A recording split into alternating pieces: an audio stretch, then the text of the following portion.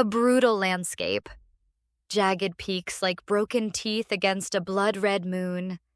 Snow falls, but it doesn't look peaceful. It looks like the world is shedding its skin. The hall is obscene in its emptiness. A table built for 50. Candles everywhere, but they don't provide warmth.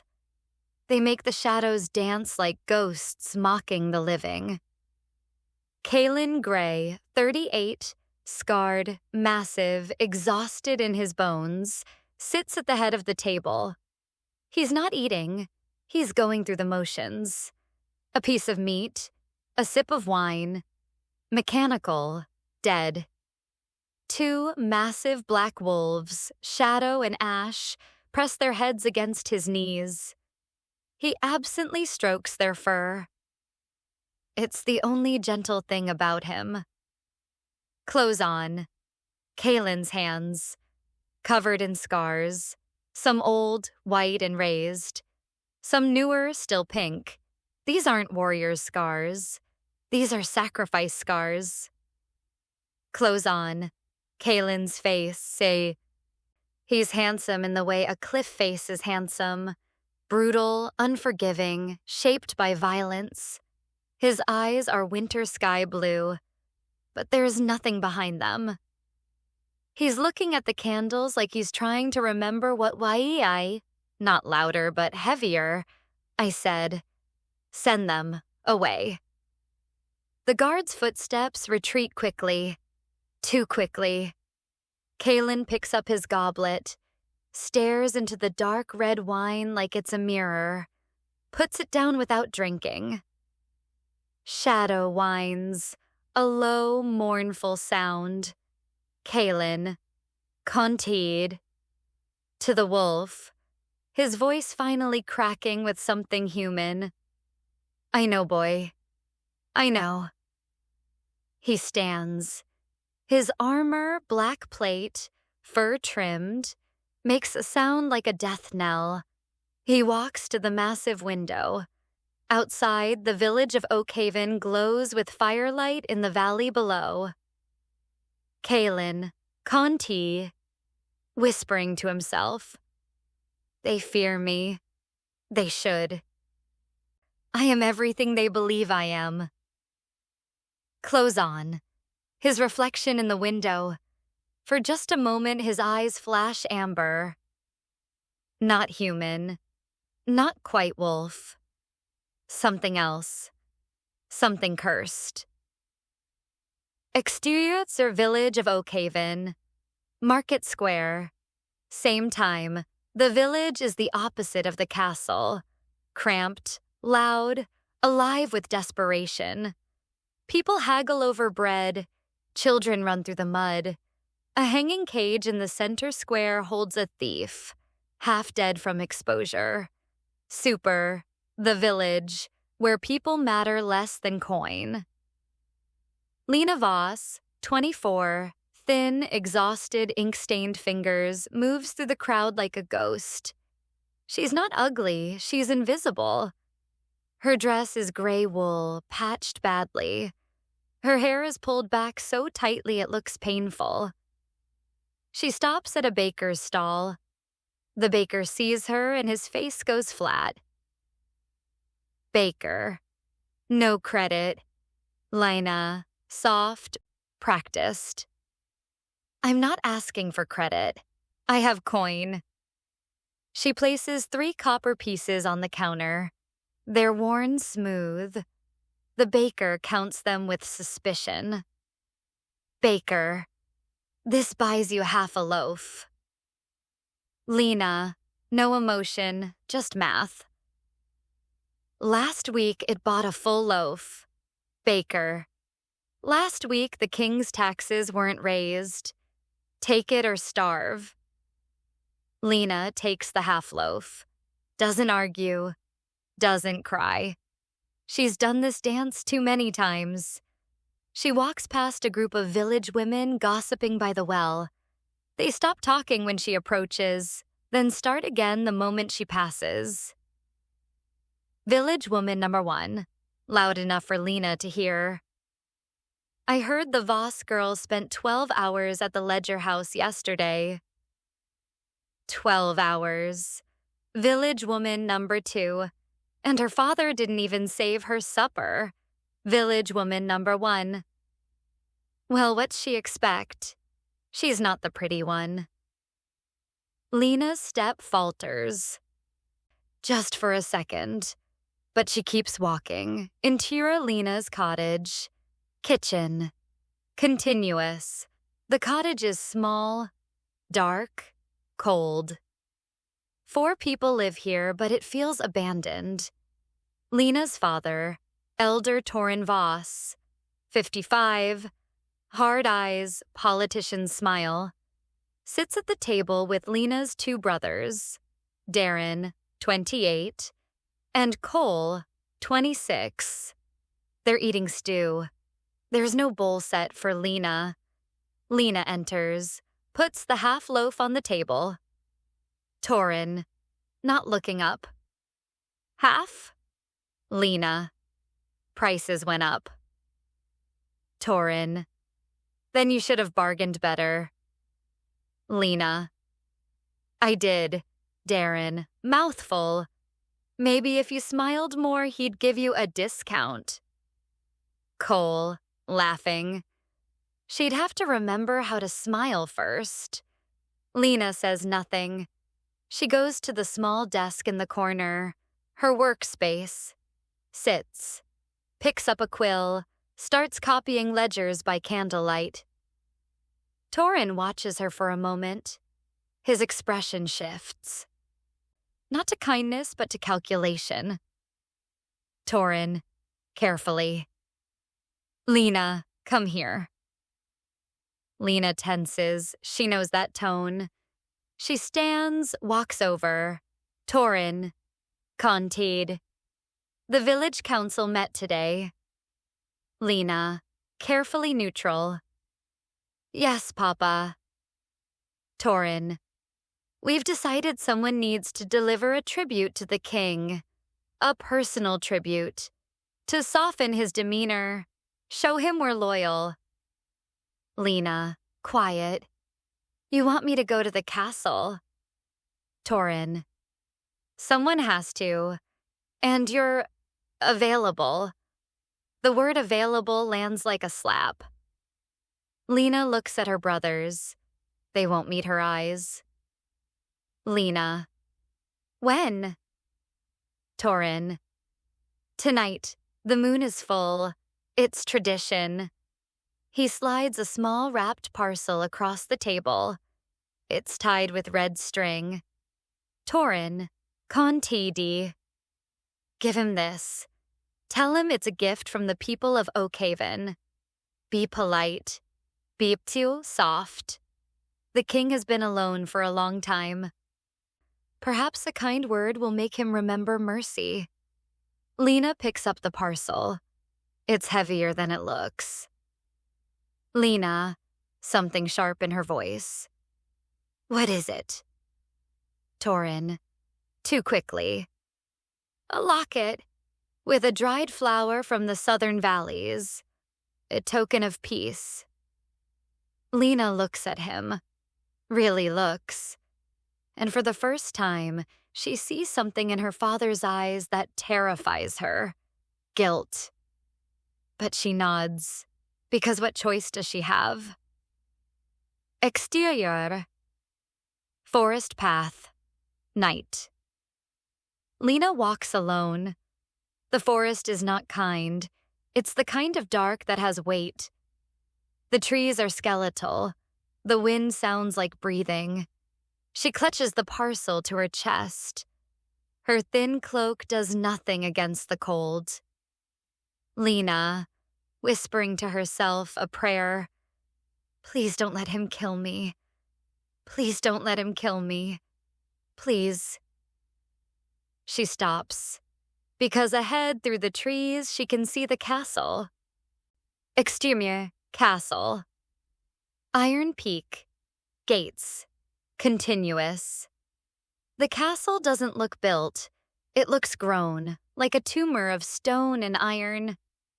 Torches burn at the gates, but they make the place look more sinister, not less. 2 guards stand at the gate. They see Lena approaching and immediately lower their spears. Guard number 1. State your business. Lena, voice shaking. I bring a tribute for the king. Guard number 2. Suspicious. The king refused tributes tonight. Lina, desperate. Please, I was sent by the village elder. It's important. The guards exchange a look. Finally, guard number 1 nods. Guard number 1, fine. But if he kills you, that's not our problem. He opens the gate. The sound of the iron scraping stone is like a scream. Interior Castle Iron Peak. Great Hall. Continuous Lena steps inside. The doors boom shut behind her. The hall is even more terrifying up close. The table, the candles, the silence that feels like it's pressing down on her lungs. And at the end of it all, Kalen. He's standing now, his back to her, staring at the fireplace. Shadow and Ash flank him, their eyes glowing in the firelight. Lena's breath comes in short, panicked gasps. She forces herself to walk forward. Her footsteps echo like gunshots. Lena, barely a whisper. My lord? Kalen turns. Clothes on. His face, the scars, the exhaustion, the eyes that look like they've seen the end of the world and decided to stay there. For a long moment, he just stares at her. Kalen, flat. I told them no tributes. Lena, trying not to cry. I know. I'm sorry. I was sent. Kalen, cutting her off, not cruelly, just tired. Go home. Lena, desperate. Please, my lord, just take it. I'll leave. I won't bother you again. She stops, because she's looking at him. Really looking. And she doesn't see a beast. She sees a man whose eyes are the color of the winter sky just before it snows. Beautiful. Lonely. Devastatingly, impossibly lonely. Lena, Conti. Do you see all of that? The village? The farms? The people? Arya, nodding. They're happy. Lena. They are, but they weren't always. When I first came here, this place was cold, silent. Everyone was afraid. Arya, confused. Afraid of what? Lena, looking out at the horizon. Afraid of being seen. Afraid of being different. Afraid of anything that didn't fit into their idea of normal. She turns Arya to face her. Lena, contidi. But here's what I learned, little wolf. Sometimes the things that make you different are the things that make you powerful. Your father taught me that. Arya, touching Lena's silver scar. Is that why you have these? Lena, touching her daughter's hand. Yes. These are my battle scars. They remind me that I survived something impossible, and that I chose love over fear.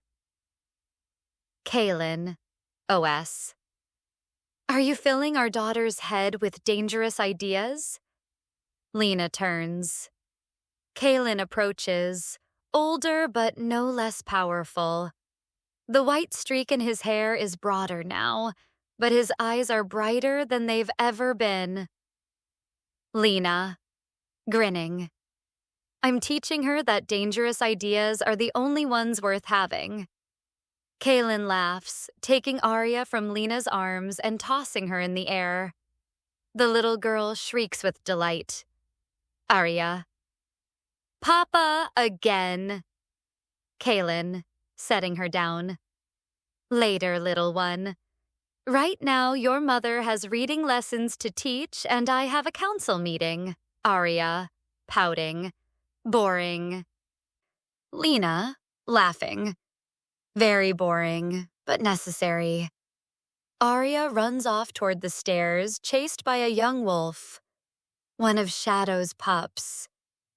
Kaylin and Lena stand together, watching her go. Kaylin, quiet.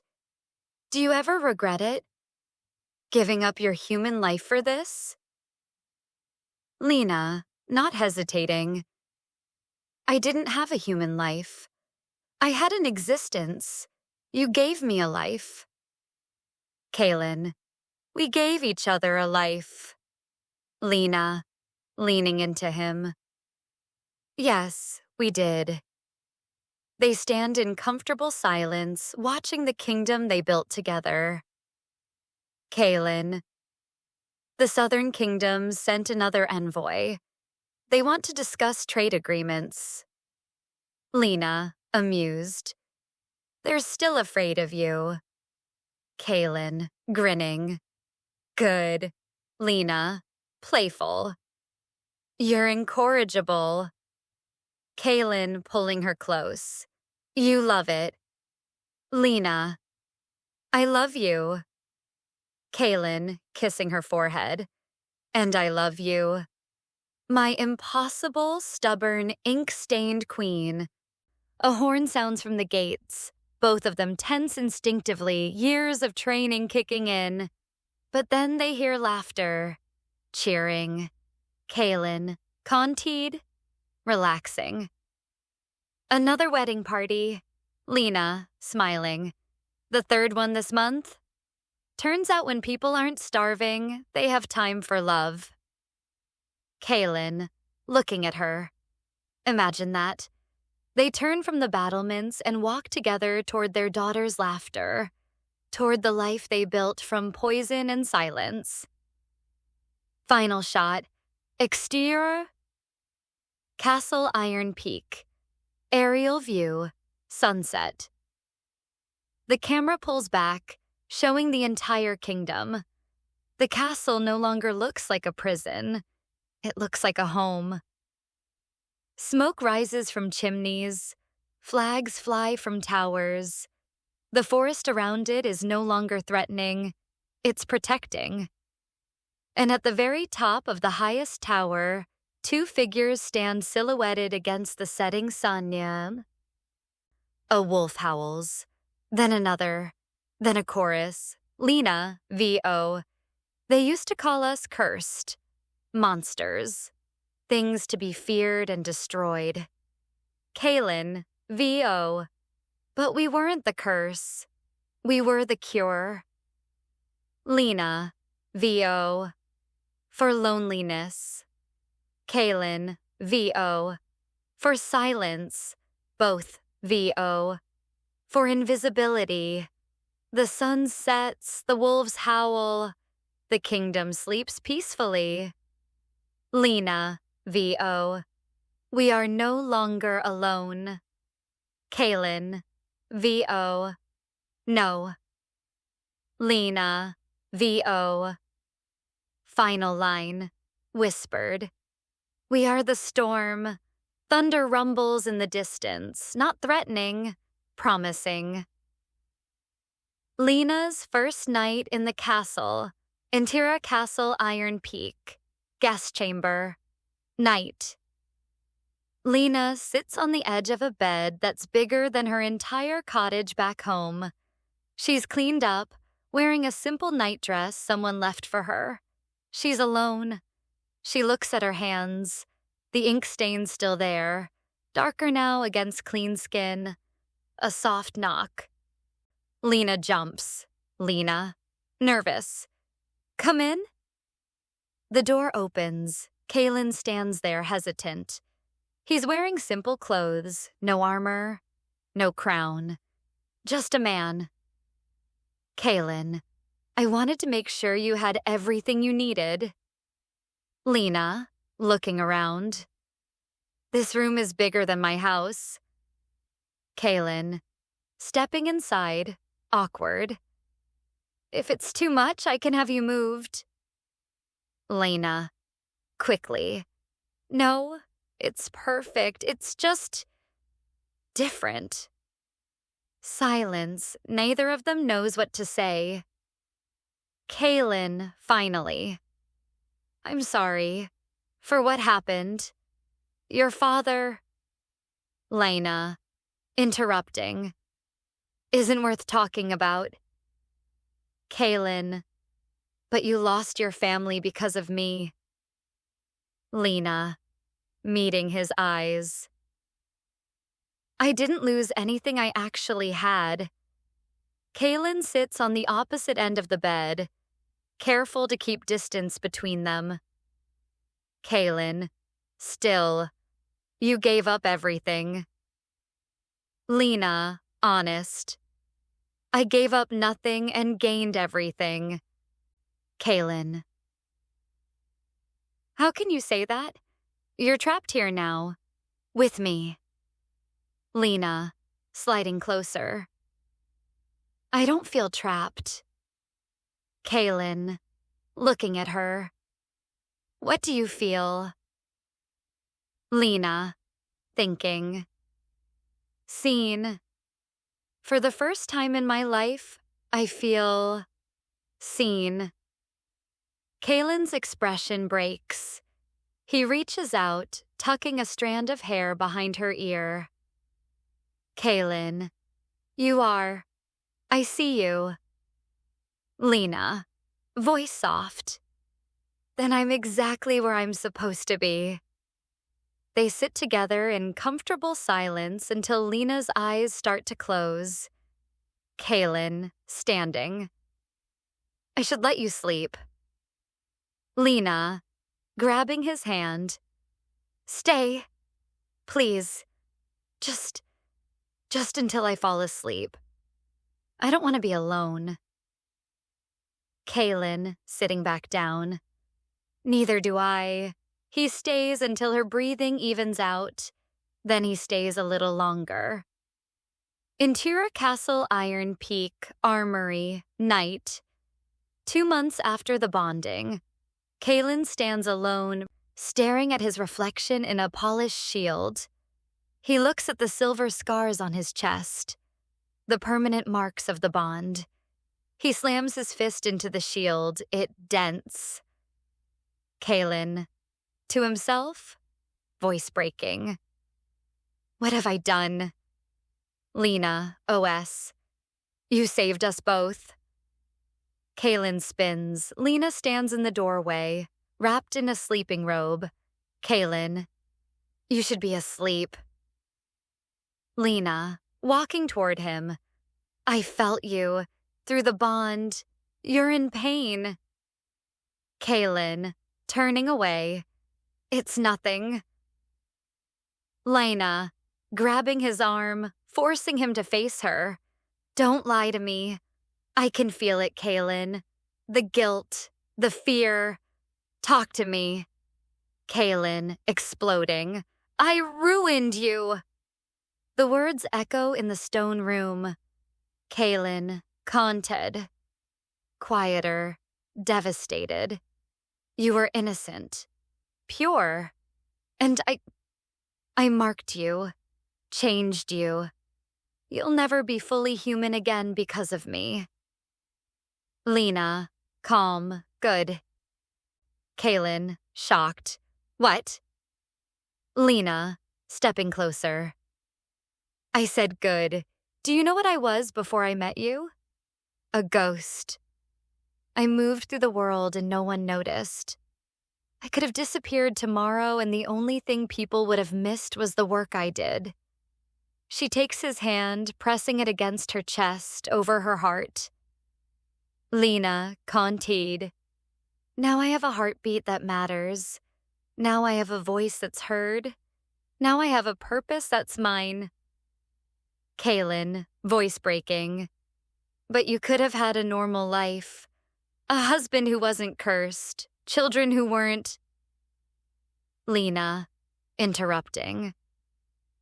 I don't want normal. I want real. And this? She gestures between them. Lena, Contaid, is the most real thing I've ever had.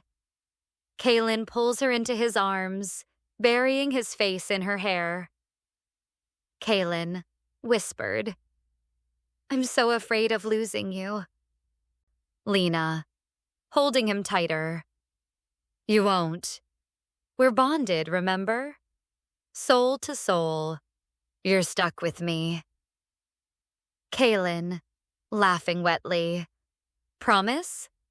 Lena, pulling back to look at him. I promise. They kiss. Desperate. Necessary. 6 months after coronation, Lena sits at the head of the table. Kaylin stands behind her, a silent support. 5 council members sit across from her. They're not happy. Councilman number 1, clearing his throat. Your Majesty, we must address the concerns being raised about your rule. Lena, calm. What concerns? Councilman number 2, carefully. You were not born to nobility. You have no formal training in governance, and you are young. Lena, I see. And when I was working the ledgers, balancing books, managing accounts, was I too young then? Councilman Nanam 1, that's different. Lena, interrupting. How? Because ruling is more important than surviving? Councilwoman number 1, trying diplomacy. What they're saying, Your Majesty, is that the people need reassurance. They need to know you're capable. Lena, standing. Then let me give them reassurance. She walks to the window, looks out at the village. Lena, Conti. Before I became queen, the poorest villages were paying 70% of their harvest in taxes. Now they pay 20%. Starvation has decreased by half. Crime has dropped by 1/3. She turns back to the council. Lena, Conti. I've opened 3 schools, established a lending system for farmers, created a council of villagers to voice concerns directly to the crown. Councilman number 2, defensive. Those are admirable changes, but... Lena, voice hardening. But what? But I didn't go to the right schools? Didn't have the right bloodline? Didn't spend my childhood learning to curtsy? She slams her hand on the table, the ink stains on her fingers visible to everyone. Lena, Conti. I spent my childhood learning what it's like to be invisible, to be forgotten, to be used. And now I'm making damn sure no one in this kingdom ever has to feel that way again. Kaylin, stepping forward. The Queen has spoken. If you have legitimate concerns about policy, bring them. But if you're here to question her right to rule, the conversation is over. The councilors exchange glances. Councilwoman number 1, standing, bowing. Forgive us, Your Majesty. We spoke out of turn. Slowly, the others follow, bowing, acknowledging. When they leave, Lena's hands are shaking. Kaylin, turning her to face him. Are you all right? Lena, honest. I was terrified. Kaylin, smiling. I couldn't tell. Lena, laughing shakily. I thought I was going to throw up on the table. Kaylin, pulling her close. But you didn't. You stood your ground. You were magnificent. Lena, resting against him. I'm not sure I can do this every day. Kaylin, kissing her forehead. You don't have to. That's what I'm here for. We do this together. Lena, looking up at him. Together. Kaylin, always. Royal Chambers. Night. 4 years after Arya's birth. Arya sits on the bed, watching as Lena brushes her hair. Arya. Mama, why do you have those lines on your skin? Lena pauses. She knew this question would come eventually. Lena, sitting beside her daughter. There's scars, sweetheart. Arya. Did someone hurt you? Lena, choosing words carefully. Yes and no. Someone tried to hurt me. But your father saved me. And these scars are the proof that we survived something together. Arya, touching the silver lines. Do they hurt? Lena, not anymore. Now they just remind me of how strong I am. Arya, I want to be strong like you. Lena, pulling her close. You already are, little wolf. You're braver than I ever was at your age. Arya, quietly. Mama, the other children say Papa is scary. Lena's heart breaks a little. Lena, what do you think? Arya, immediate. I think Papa gives the best hugs, and he makes you laugh, and he lets me ride on his shoulders.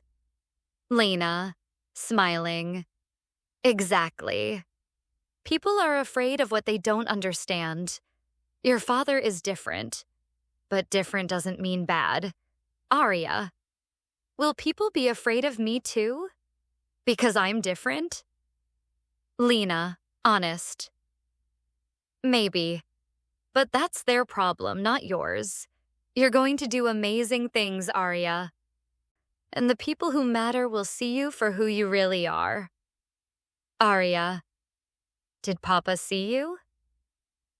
Lena, tears in her eyes. Yes, he did.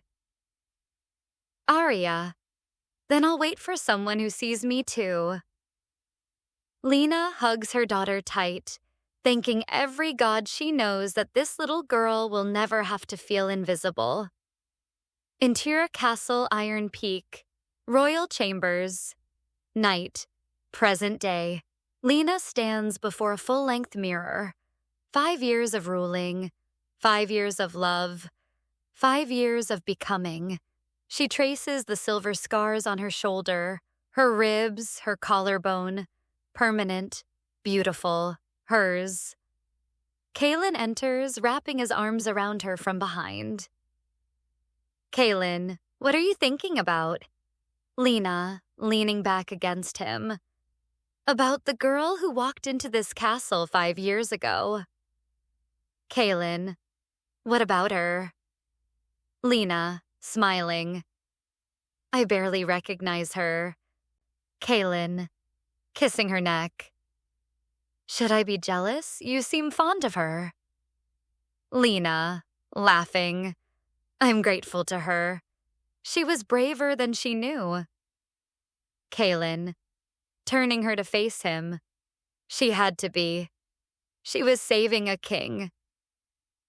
Lena, touching his face. We saved each other. Kaylin, pressing his forehead to hers. Yes, we did. They stand together, two people who were once defined by silence and invisibility, now creating a legacy of sound and light. Lena, whispering. Do you remember what you said to me? That first night in the cave? Kaylin, smiling. I said a lot of things, most of them while delirious from poison.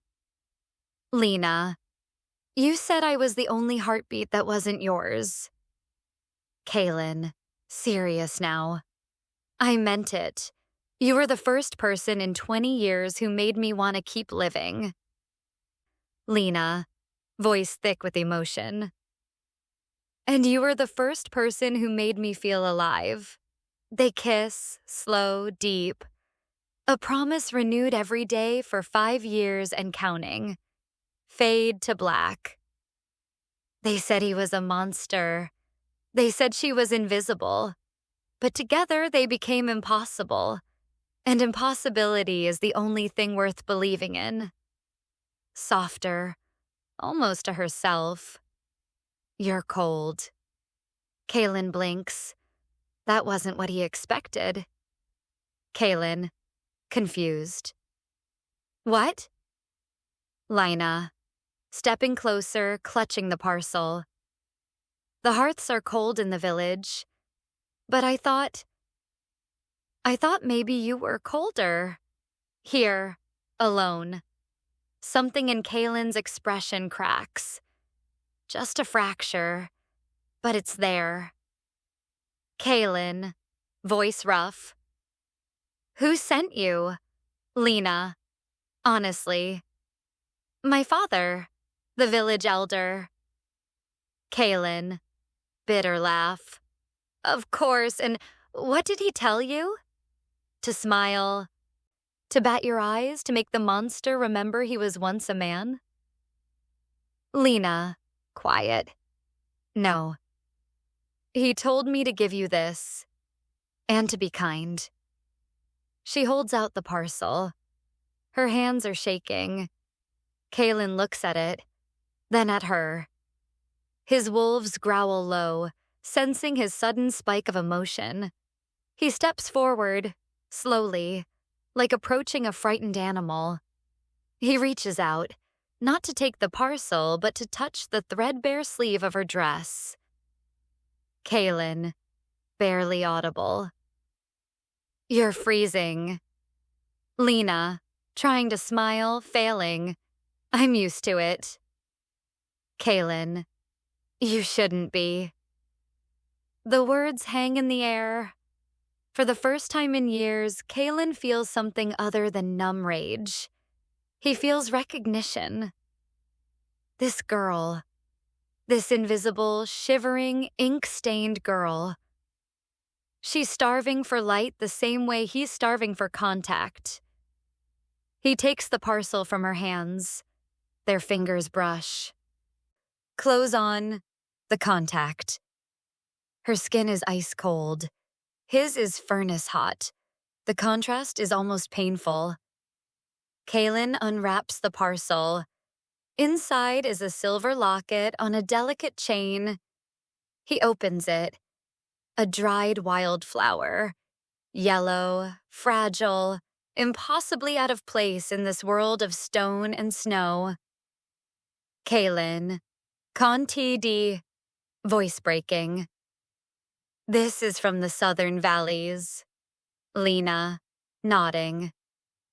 My father said you used to go there. Before the curse. Before the crown. Before the loneliness became a kingdom. Kaylin's hand trembles. He reaches for the locket. Crash! The doors of the great hall explode open. Elder Torin Vaugh strides in, flanked by Sir Garin, the king's first knight, 40 C Maws, cruel eyes, and 12 knights in full armor.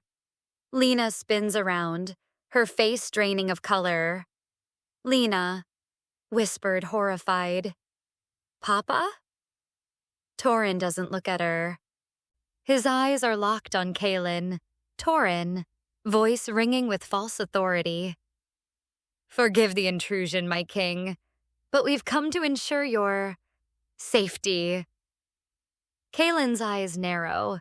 His wolves move to flank him, hackles raised, teeth bared. Kaylin, dangerous, calm. My safety. From what? Torin, stepping forward. From yourself, sire. The curse has taken too much from you. From all of us, it's time to end this. Kaelin looks down at the locket in his hand, then at Lena. Understanding crashes over him like a wave of ice water. Kaelin, to Lena, voice like breaking stone. What is this? Lena, panicking.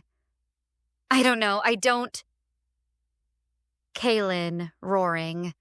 What is this? The moment his hand closes around the locket, his veins turn black. Extreme close-up. The locket. We see, for just a frame, the faintest sheen of oil on the silver. It catches the candlelight. Reflects it like a tear. Kaelin gasps. His knees buckle.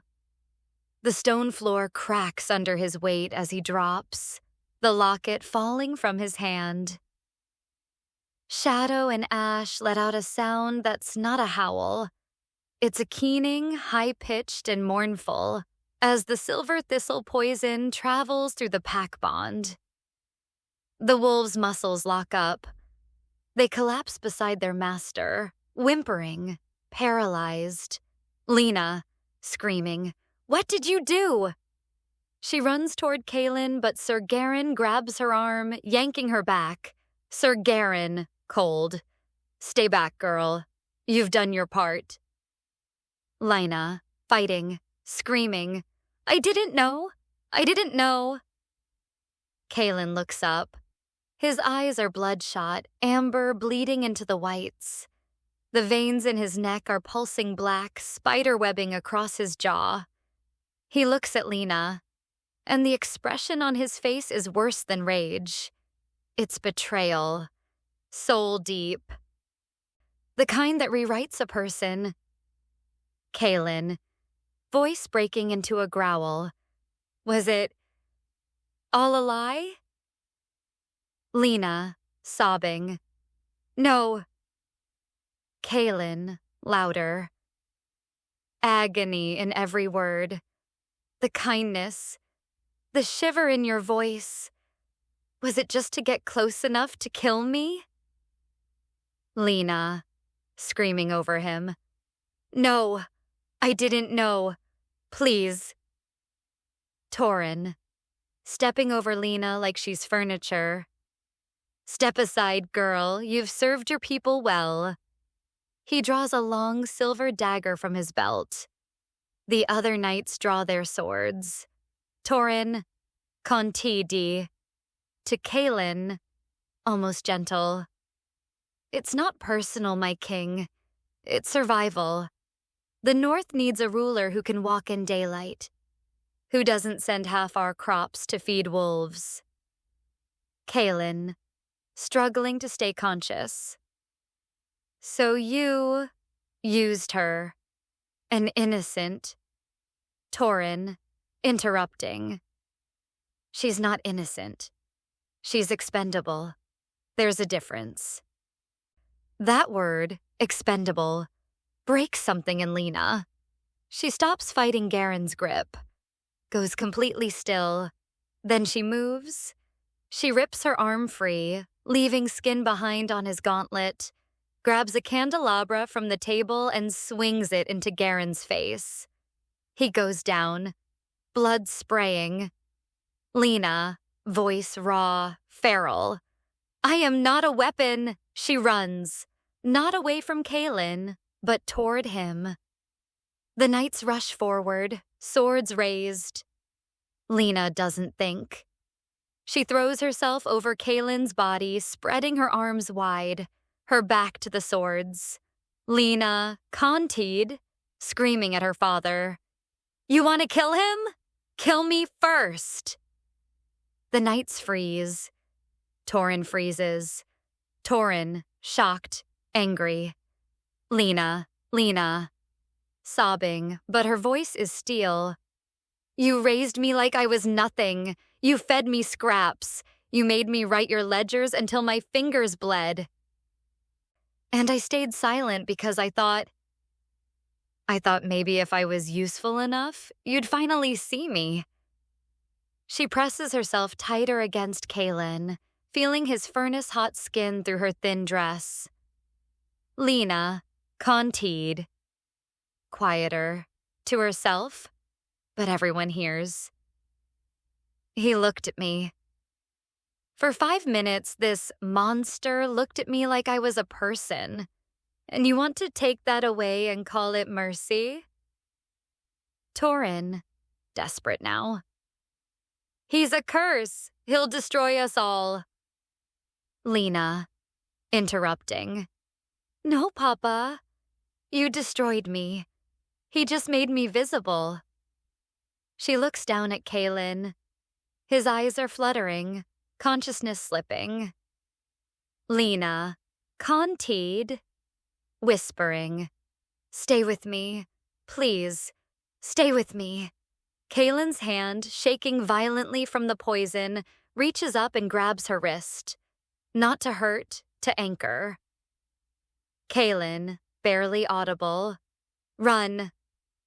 Lena, no. Kalen, desperate. They'll kill you. Lena, looking him dead in the eyes. Then we die together.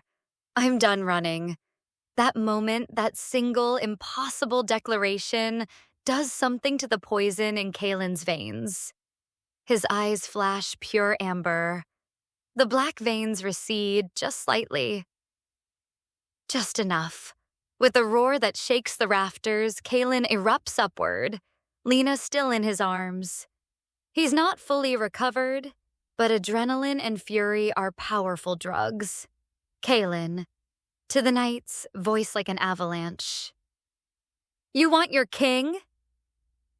Come take him. Shadow and Ash, still partially paralyzed, drag themselves forward, teeth bared, protecting their master's retreat. Kalen doesn't fight. He's too weak. He runs. With Lena clutched against his chest, he crashes through the servants' entrance behind the dais, the old wood exploding into splinters. They burst into a wall of white. A blizzard has descended, a godstorm, the kind that only happens once a decade. Visibility is measured in inches. Kalen stumbles, nearly falls. Lena wraps her arms around his neck, trying to keep him upright. Lena, shouting over the wind, "Which way?" Kalen, delirious. The mountains. There's a cave. I used to... He coughs. Black blood spatters the snow.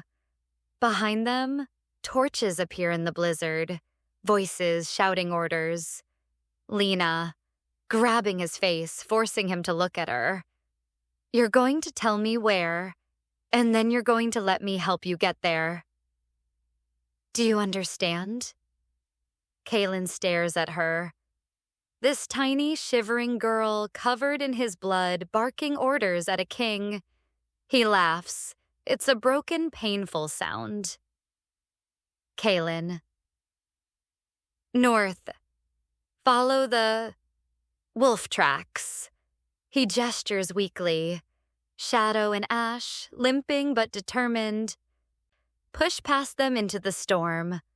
Lena to the wolves. Go, we'll follow. And they do. Montage. Escape into the storm. Lena half dragging, half carrying Kalen through drifts that come up to her waist. Her dress tears on thorns, blood mixing with snow. Kalen's weight almost crushing her, but she doesn't let go. The wolves circling back, herding them forward. Torches in the distance, getting fainter. Lena's breath crystallizing on her lips. Kalen's eyes closing, opening, closing again. Lena, V.O., praying. Don't you dare die on me. Don't you dare. I didn't betray my entire family for you to die in the snow. Stay awake. Stay with me. Stay Night. Lena collapses, dragging Kaylin into a shallow cave. It's barely more than a crack in the rock, but it's shelter. Shadow and Ash squeeze in behind them, their bodies blocking the entrance. Lena's hands are blue. Her lips are turning purple, but she doesn't stop. She tears strips from her already shredded dress, trying to wrap Kaylin's blackened veins. His skin is burning. He's running a fever that should kill him, but the Lycan biology is fighting back. Lena, teeth chattering. Stay awake. Talk to me. Kaylin, eyes fluttering open. Why did you? Lena, wrapping another strip of cloth. Why did I what? Kaylin, voice breaking. Why did you choose me? I am everything they said. A monster, a curse. I've killed so many. Lena stops, looks at him. Lena, fierce. They treated me like a ghost, like I was already dead. But you touched my dress like you were afraid I'd break. You looked at my hands like they mattered. She holds up her ink-stained fingers. Lena, Contid, crying now. These hands have written 1,000 ledgers, balanced 100 accounts, fed a family that never said thank you. And in 5 minutes you saw them. You saw me. She presses her forehead against his chest. Lena, Contid, whispered. I would rather die in the cold with a monster who sees me than live in a palace with men who are blind. Kaylin's hand comes up. Trembling, he touches her hair. Kaylin, voice raw. I don't deserve. Lena, interrupting. Shut up. You're not allowed to decide what you deserve. Not anymore. She looks at the blackened veins spreading across his chest. They're pulsing, getting worse. Lena, Contid, desperate. What do I do? How do I stop this? Kaylin, barely conscious. You can't. Silver Thistle only goes away when the host dies. Or Lena. Or what? Kaylin, struggling to speak. Heat transfer. Blood to blood. Someone has to take half the poison into themselves. Lena, immediate. Show me. Kaylin, panicking. No, it'll kill you. Lena, already moving. It'll kill you first. Show me. Kaylin looks at her. This impossible, stubborn girl. Kaylin, surrender. Lie. Against my chest. Skin to skin. The poison follows heat. Lena doesn't hesitate. She unlaces her bodice with shaking fingers, her skin prickling with cold and fear. She lies down against his burning chest, her small frame eclipsed by his. The moment their skin touches, Kaylin gasps. Lena screams. Visual. Black veins begin to crawl from his body to hers, spreading like lightning across her ribs, her shoulders, her neck. It's agony, it's intimacy, it's something beyond both. Kaylin, trying to push her away. No, stop. Lena, gripping him tighter. Shut up. Their heartbeats, erratic and desperate, begin to sink. Bay dump, bay dump, bay dump. The black veins slow, stabilize. The poison is being shared. Kaylin's eyes flutter closed. Lena's do the same. And in that moment, something happens that neither of them expects. They hear each other's thoughts. Fade to black. Interior cave. Night. Lena's mind visual. A swirling void of color and sound. Not black, but a deep bruised purple shot through with silver threads. Lena opens her eyes, but not her physical eyes. She's standing in a space that doesn't exist. Lena, voice echoing. Where am I? Kaylin, V.O. Distant, rough. Inside. Lena spins. Kaylin is there, but not the dying, poisoned Kaylin. This is Kaylin unmasked. No armor, no scars. Just a man in a simple tunic standing in an impossible void. Lena, backing away. This isn't real. Kaylin, stepping forward. No, it's more real than anything you've ever known. He reaches out, not to touch her, but to show her. The void fills with images. Flash. Kaylin as a boy, laughing in a field of yellow flowers, the southern valleys, sunlight, joy. Flash. Kaylin as a teenager standing over a body, his father's body, blood on his hands, the curse taking hold. Flash. Kaylin's coronation. Not a celebration, but a funeral. People bowing out of fear, not respect. Flash. Kaylin alone in the great hall, night after night after night, the silence crushing him. Kaylin, conted, voice breaking. You asked why I was cold. This is why. I've been alone since I was 17 years old. Lena watches the images, feels them. The isolation isn't abstract, it's a weight pressing on her chest. Lena, whispering, I'm sorry. Kaylin, bitter laugh. Don't apologize. You're here. You stayed. That's more than anyone has done in 20 years. The void shifts. Now Lena sees her own memories reflected back. Flash. Young Lena, standing at the edge of the forest, watching the king's procession. Her tiny hand reaching out toward the black-armored figure on the horse. Flash. Lena at her desk, working through the night. Her father asleep. Her brothers drunk. No one noticing. Flash. Lena at the market, invisible in a crowd. People stepping around her like she's furniture. Kaylin watches.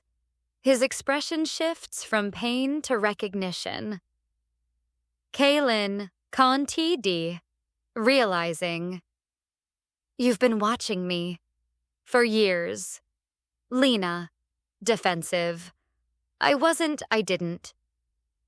Kaylin, interrupting. Gentle.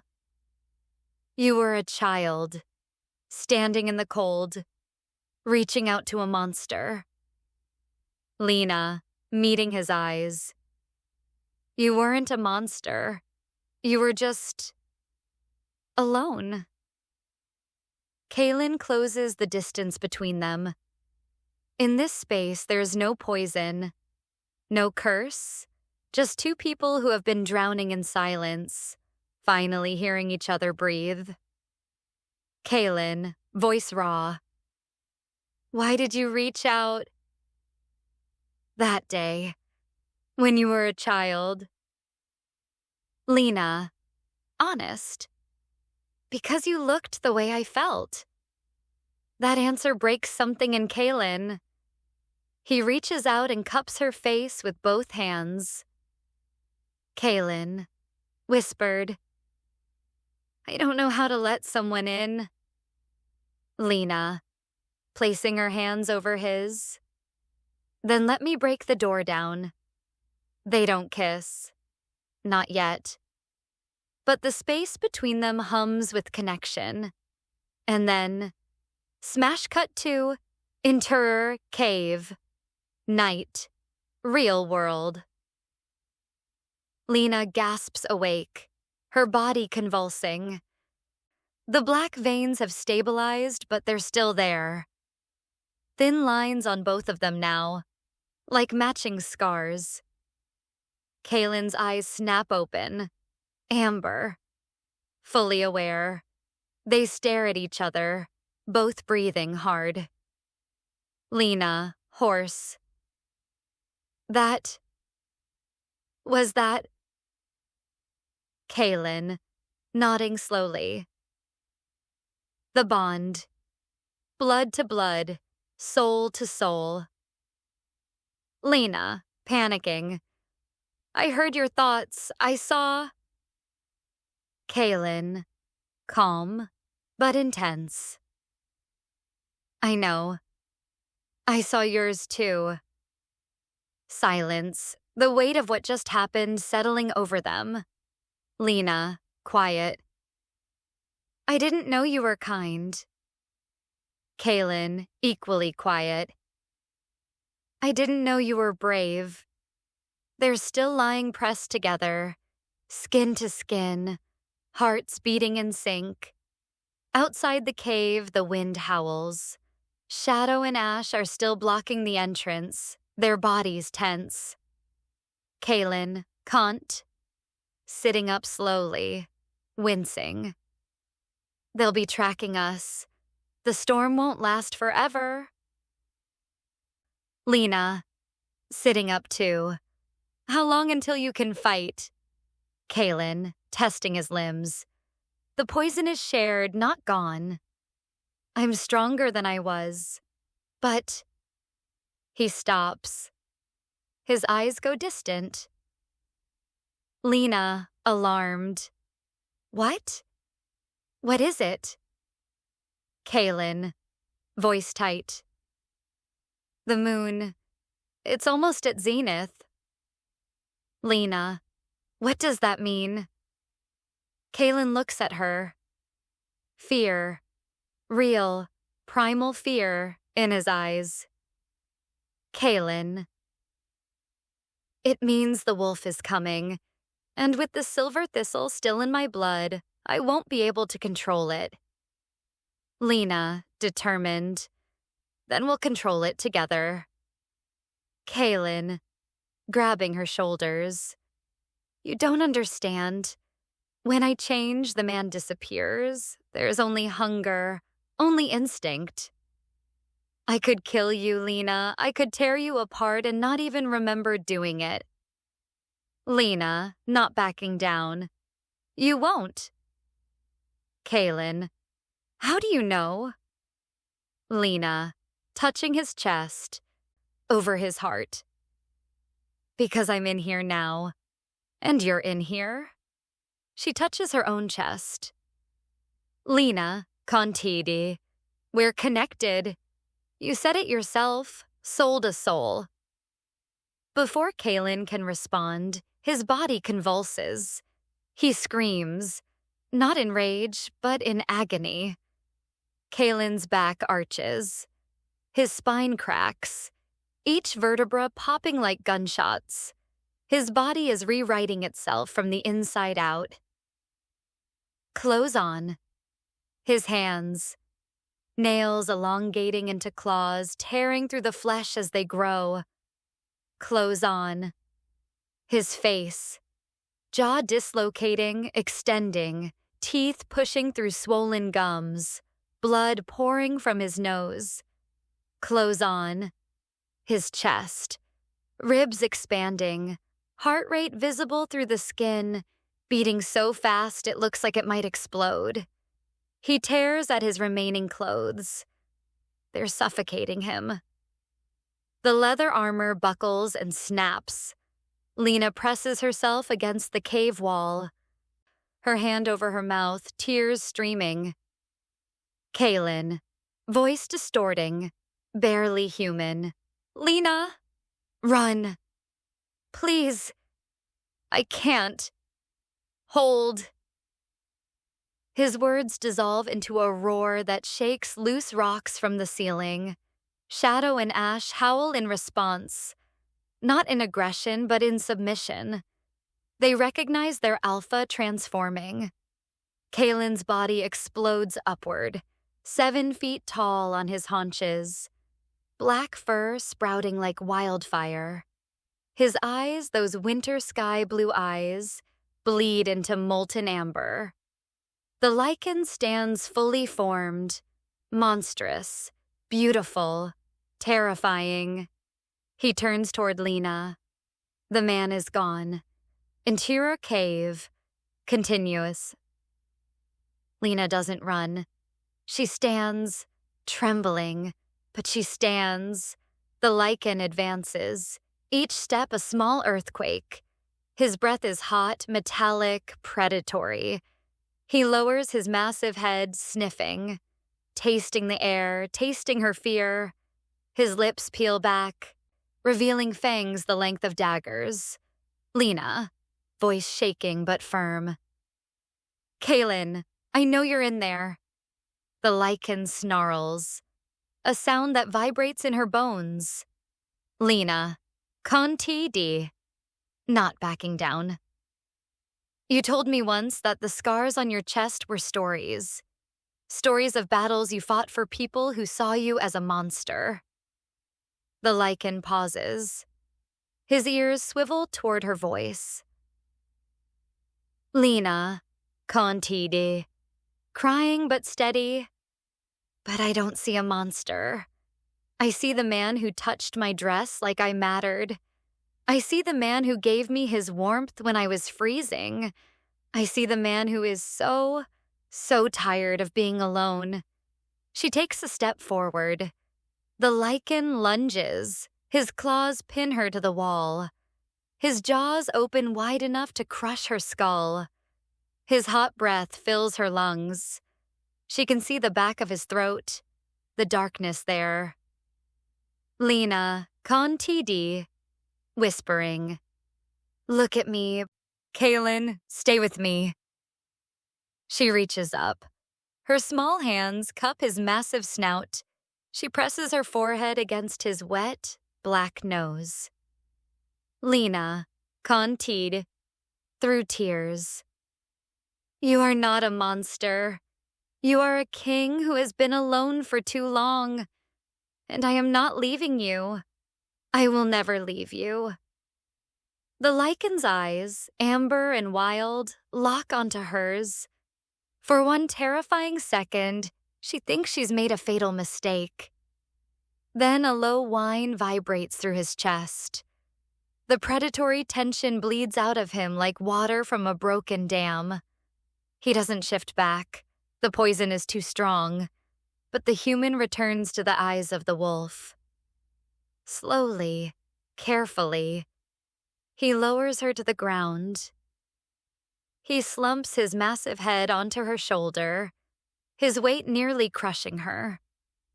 She wraps her arms around his neck, as much as she can. It's like hugging a mountain. Lena, Contied, sobbing into his fur. I've got you. I've got you. You're safe. Shadow and Ash creep forward, pressing against their alpha's sides. A pack, protecting each other. For the first time in 20 years, the Lycan King is not alone in his transformation. Fade to exterior cave entrance. Dawn. The storm has passed. The world is white, clean, silent. Kalen has shifted back to human form. He's naked except for Lena's torn cloak wrapped around his waist. The black veins have faded to thin silver scars, permanent marks of the shared poison. Lena sits beside him, wearing his fur-lined overshirt. It's comically large on her, but it's warm. They're both staring at the sunrise. Kalen, voice hoarse. You should have run. Lena, leaning her head on his shoulder. Probably. Kaylin, I could have killed you. Lena, but you didn't. Kaylin, turning to look at her. Why? Why did you stay? Lena, meeting his eyes. Because I was tired of being invisible. And you were tired of being alone, and maybe two broken things can make one whole thing. Kaylin's hand finds hers. Their fingers interlock. The ink stains on her skin. The scars on his. Kaylin, voice breaking. I don't know how to do this. How to be with someone. Lena, squeezing his hand. Neither do I. We'll figure it out. Kaylin, your father will come for us. Lena, nodding. I know. Kaylin, he'll bring the entire kingdom. Lena, fierce. Let him. Kaylin looks at her. This tiny, stubborn, impossible girl. And for the first time in 2 decades, he smiles. Not a smirk, not a grimace. A real smile. Kaylin, you're insane. Lena, smiling back. You're a werewolf. I think we're past judging each other. A sound in the distance. Horns, tracking horns. Shadow and Ash's ears prick. They growl low. Kaylin, standing, pulling Lena up with him. They've found our trail. Lena, can you fight? Kaylin, testing his body. Not like I need to. The bond has stabilized me, but I'm still weak. Lena, thinking. Then we don't fight. We run. Kaylin, where? They'll hunt us to the ends of the earth. Lena looks at him, then at the wolves, then back at him. An idea, dangerous and insane, forming in her mind. Lena, you said the bond connects us, soul to soul. Kaylin, wary. Yes. Lena, can you share more than thoughts? Can you share command? Kaylin's eyes widen. Kaylin, you want the alpha call? Lena, I want them to stop seeing you as a monster. And the only way to do that is to show them that monsters can be controlled, can be led, by someone who isn't a monster. Kaylin, stepping back. Lena, the alpha call isn't a gift. It's a burden. Once the pack accepts you, you'll hear every heartbeat, every wound, every death. It will change you. Forever. Lena, stepping forward. Good. I'm tired of who I was. Kaylin, desperate. You'll never be fully human again. Lena, fierce.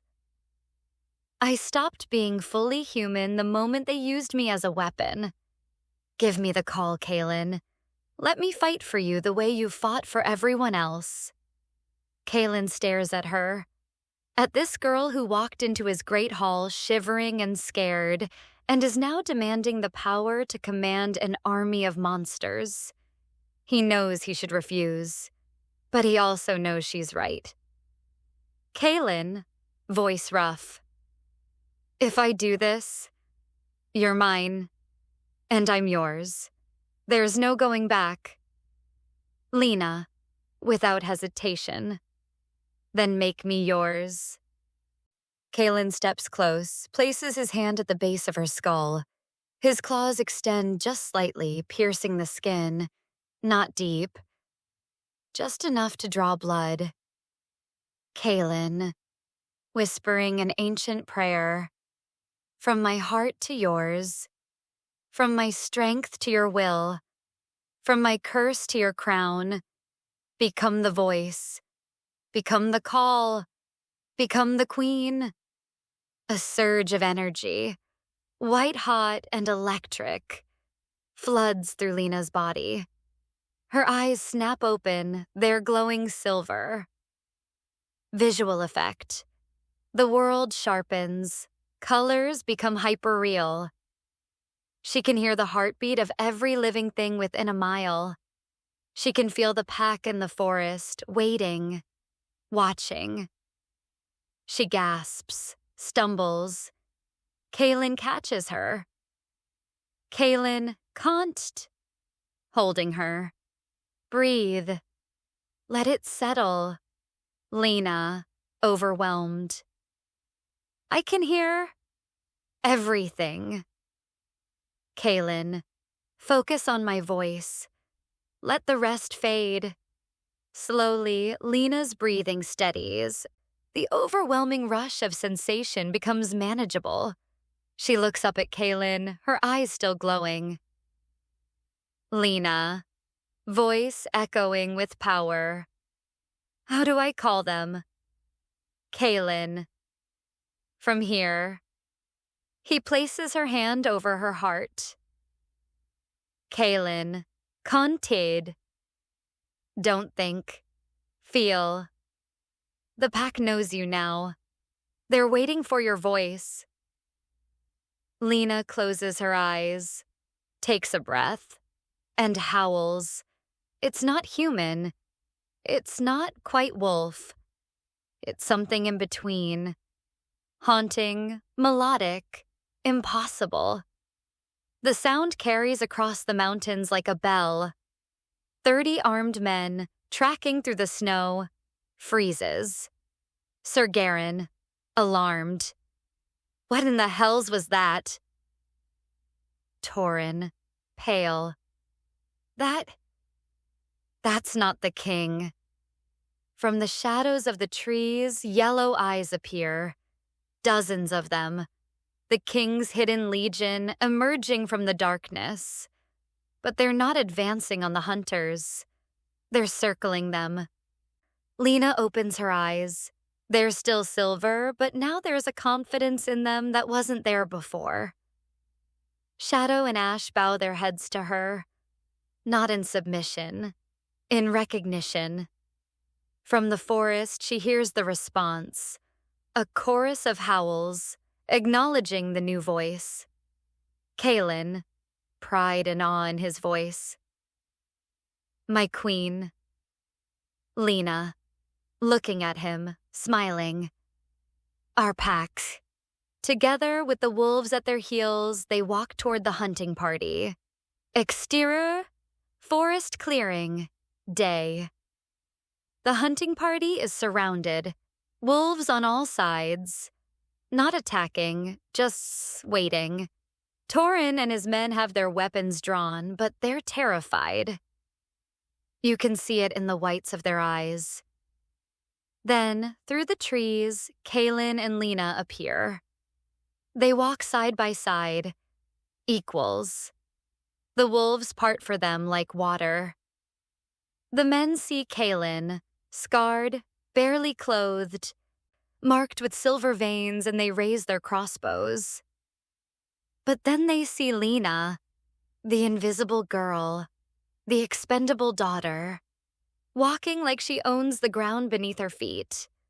Her eyes are glowing silver. Her dress is shredded and blood-stained. She looks like she's been through a war. And she looks glorious. Torin, shocked. Lena? Lena, voice carrying the Alpha's authority. Hello, Papa. The word Papa is not affectionate, it's a weapon.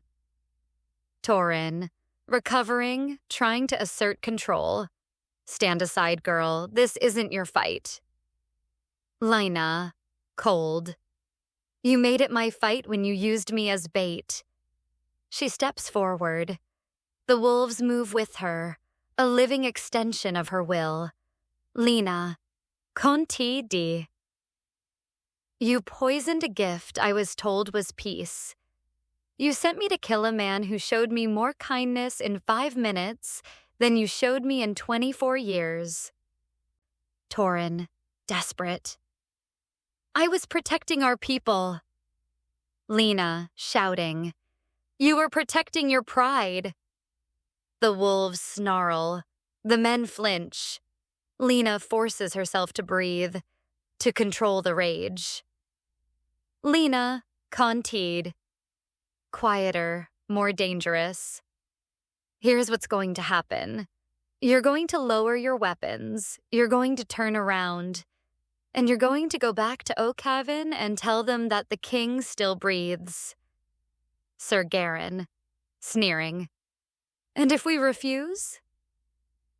Lena doesn't answer with words. She raises one hand, points at a massive gray wolf at the edge of the clearing.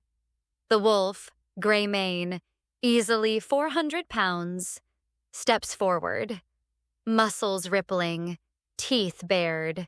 Lena. Test me, Garin, please. I've had a very long night, and I would love to see what happens when I stop holding them back. Garin goes pale. Torin, trying one last time. Lena, please. You're my daughter. Lena, interrupting, ice in her voice. No, I was your scribe, your maid, your weapon, but I was never your daughter. She turns to Kaelin. He nods, giving her the floor. Lena, Conteed, to the hunting party. The king and I are returning to the castle. If any of you follow, the pack will know. If any of you try to stop us, the pack will act. Is that clear? Silence. Then, slowly, the men lower their weapons, all except Torin. Torin, raising his crossbow, I will not let a monster rule this kingdom. He fires. The bolt is aimed at Kaelin's heart. Lena, screaming, no! She doesn't think. She moves, throws herself in front of Kaelin. The bolt meant for his heart buries itself in her shoulder. Lena gasps, stumbles. Kaelin catches her. His eyes, amber and furious, lock onto Torin. Kaelin. Voice like the rumble before an avalanche. You just made a fatal mistake. The wolves surge forward, but Lena raises her hand, the one not pinned by the crossbow bolt, and commands. Lena, voice ringing with power.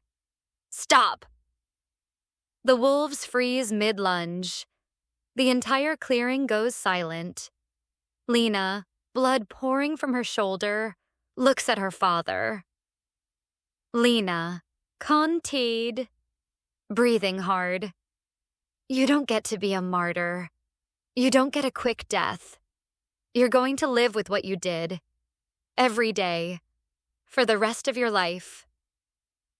She turns to the hunting party. Lena, Conteed. Go home, all of you. Tell them what you saw here. Tell them the king has a queen. And tell them that the next person who tries to hurt him will answer to me. Sir Garin, to Torin. My lord, we should go. Torin stares at Lena, at the daughter he never saw, who is now more powerful than he could ever be. Slowly, he lowers the crossbow. Torin, broken. What have you become? Lena, meeting his eyes. Visible. The hunting party retreats, stumbling over themselves to escape. The moment they're gone, Lena collapses. Kaelin catches her, lowering her gently to the ground. Kaelin, panicked. Lena, stay with me. Lena, weak smile. I'm okay. It's just a bolt. Kaelin, examining the wound. It's silver-tipped. Lena's eyes widen. Lena. Oh, Kaelin, voice breaking. Why did you do that? I would have healed. Lena, interrupting. No, you wouldn't have. Not with the poison still in your blood. She touches his face, Lena, conteed, whispering, I told you, I'm not leaving you. Kaelin's hands are shaking as he snaps the bolt, pulling it free.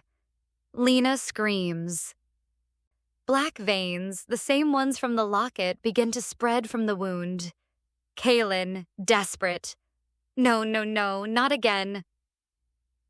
Lena, grabbing his wrist. Listen to me. The bond, it saved you. It can save me. Kaelin, it nearly killed you the first time.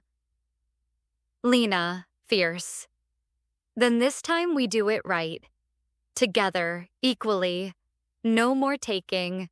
We share. Kaelin understands. He presses his palm over her wound. Closes his eyes. Kaelin, whispering the same ancient prayer. From my heart to yours. From my strength to your will. Visual effect. Silver light pulses from his hand into her wound. The black veins begin to recede, not disappearing, but merging with the silver scars they both now share. They're marked, permanently, a living testament to the bond that saved them both. Lena gasps as the pain fades. She sits up, touching the scar on her shoulder. Lena, breathless. It doesn't hurt anymore. Kaelin, checking her pulse, her pupils. The bond is stronger now. Your body recognized the poison as something it's already survived. Lena, looking at him. We're really connected now, aren't we? Fully. Kaelin, nodding. If you die, I'll feel it. If I'm hurt, you'll know. We're one system now. Lena, smiling despite everything. Good. She stands, a bit wobbly.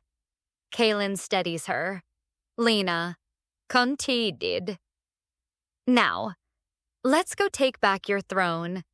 Cut to, exterior, Castle Iron Peak, gates, sunset. The gates stand open, unguarded. Word of what happened in the forest has spread faster than wildfire. Kaelin and Lena walk through the gates. The wolves, dozens of them now, follow in perfect formation. Interior Castle Iron Peak. Great hall.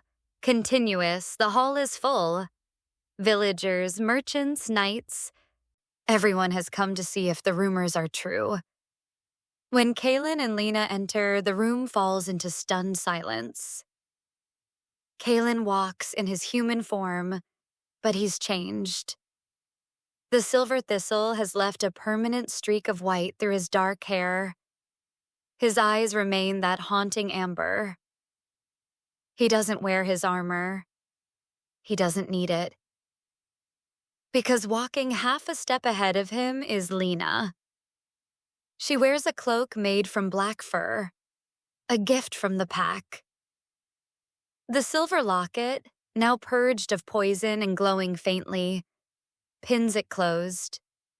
Her ink-stained fingers are visible, a reminder of who she was. But she carries herself like a queen. The crowd parts, not out of fear, out of respect. Kaelin doesn't look at the throne. He looks at the people. Kaelin, voice booming. You offered me a gift of poison. You used the only heart in this valley pure enough to care for a monster. You thought that by killing the king, you would become free. He steps aside, revealing Lena fully. Kaelin, Conti. But you didn't kill the king. You gave him a reason to rule. He places his hand on her shoulder. Kaelin, Conted. From this day forward, the taxes of the poor are abolished. The granaries are open to those who starve. And the invisible daughter of Oakhaven is the voice of this throne. Murmurs ripple through the crowd. Kaelin, Conteed, voice darkening.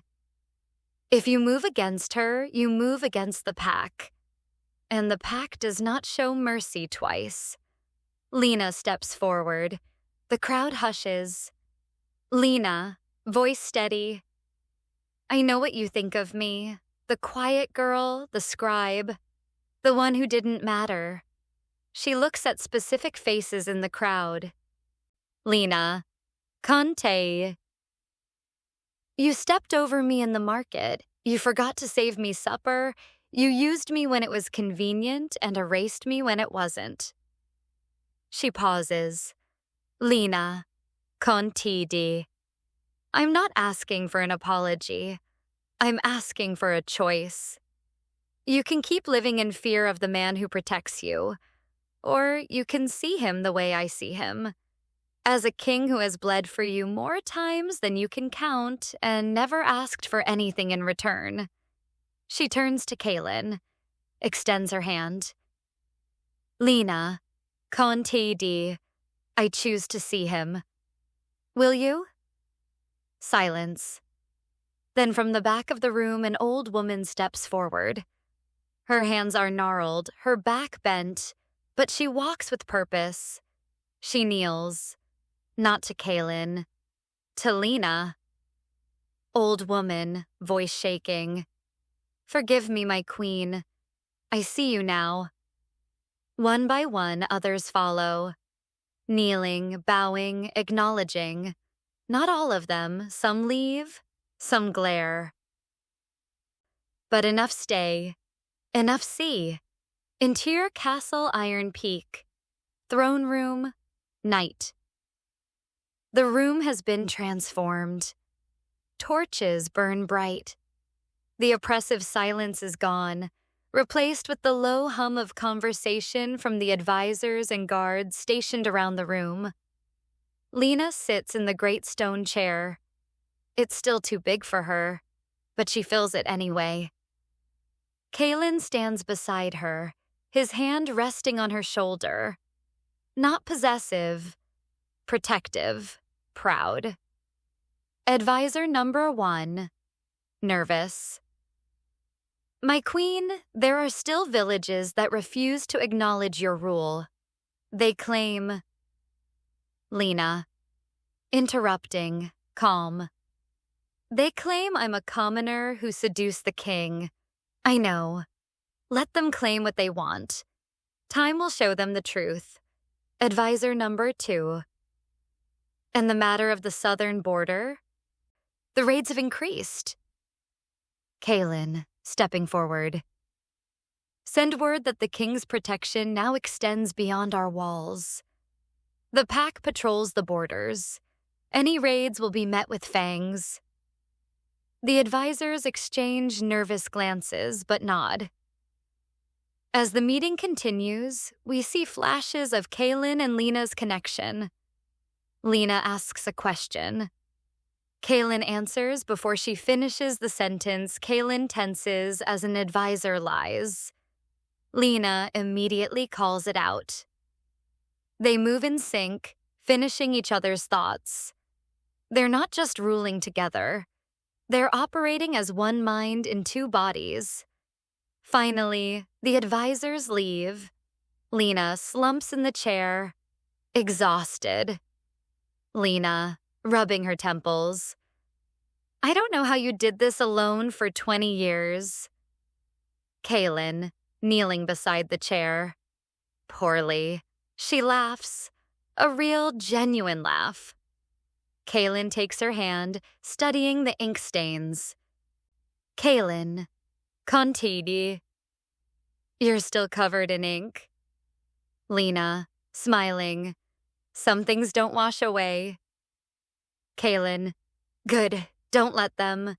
These marks, he traces the stains with his thumb.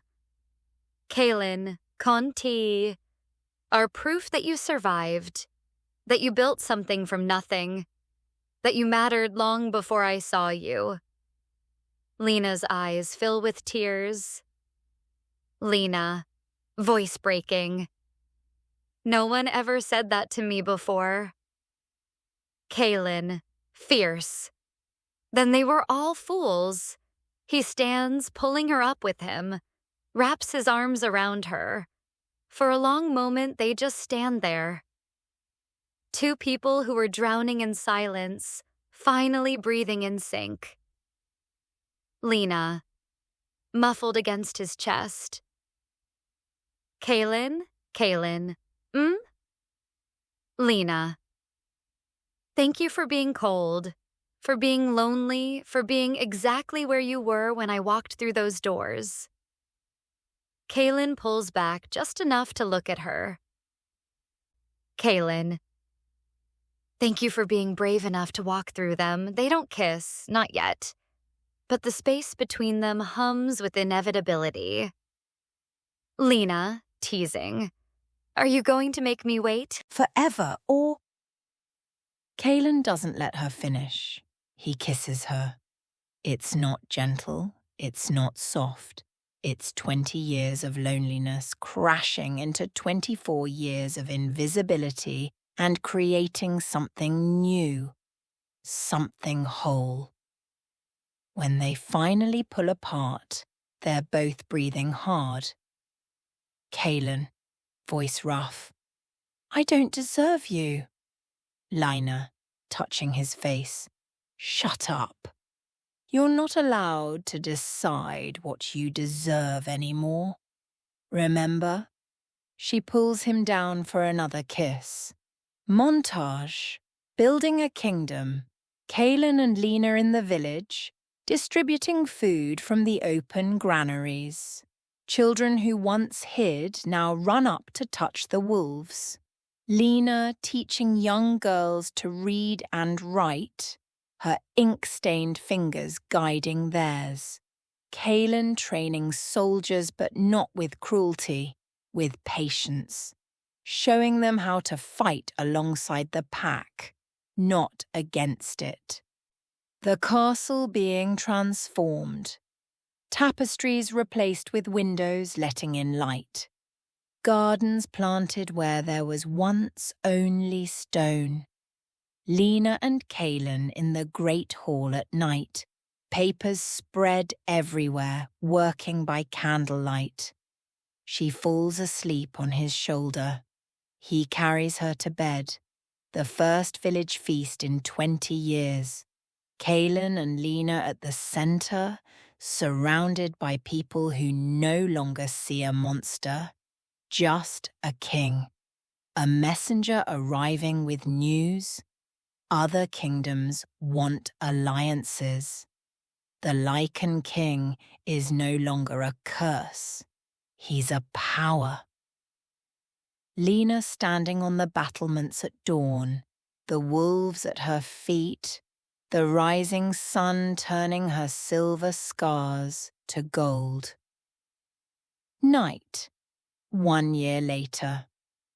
The room is warm, firelight, soft furs, a space that finally feels lived in.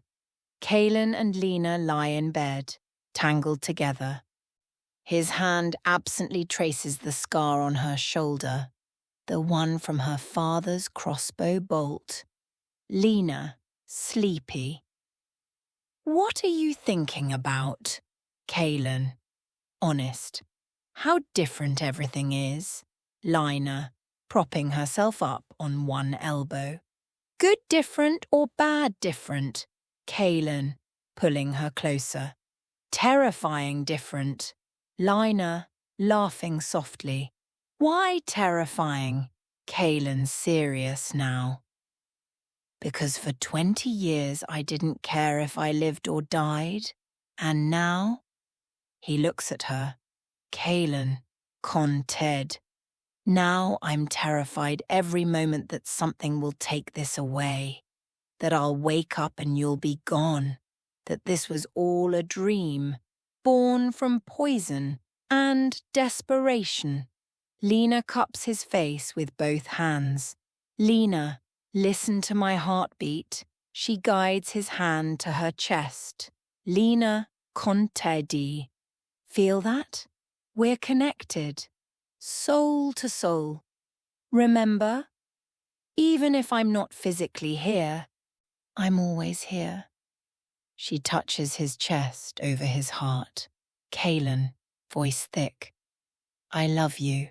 It's the first time he's said it out loud. Lena's breath catches. Lena, smiling through tears. I love you too. My monster, my king. Kalen smiling back. My queen, my anchor. They kiss. Soft, reverent. Outside a wolf howls, then another, then the whole pack singing to the moon. Inside, the Lycan King and his queen hold each other and listen to the sound of a family they built from ash and silence. Fade to black, exterior, castle. Iron Peak, battlements. Day, 5 years later. Lena stands at the edge looking out over the transformed kingdom. The village below is thriving. Fields are green. Children play in streets that were once empty. She's changed too. Older, stronger. Her silver scars have faded but never disappeared. Reminders.